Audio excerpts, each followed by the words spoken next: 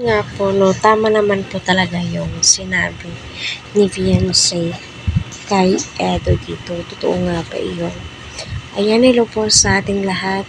Solid EDSI dyan. Kumusta? Sana ay okay lang po kayo.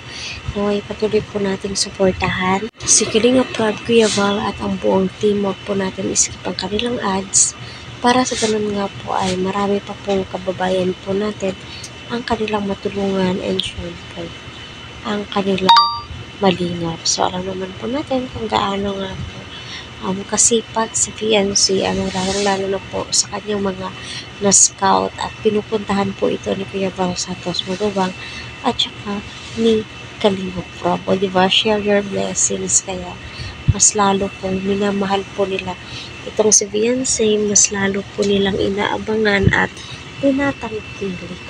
So yung tipong effort na effort itong si Edo tuwing pumupunta kila Beyonce.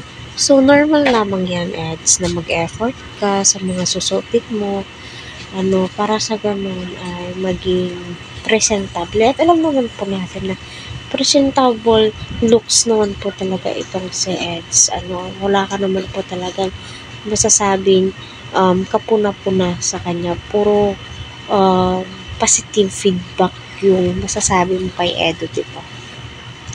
Pero si Beyonce ay napakasimple lang po siya. Yan, kita po natin at grabe yung giritan hiritan po nila ay namumula nga po itong si Beyonce. Ikaw ba naman hahawakan ka, diba?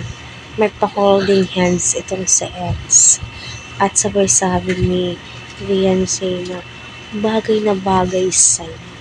Totoo naman bagay na bagay ni Eds yung mga itong formal attire. Ramdam na ramdam mo na mahal ni Edo si Beyonce. Kasi nga po yung titigan po nilang dalawa, yung tipong magpapahiyaw ka sa tuwa at saya sa kanila at masasabi mo ay nako, naway sila na at naway pagkaloob po ng Panginoon ang ating dalangin.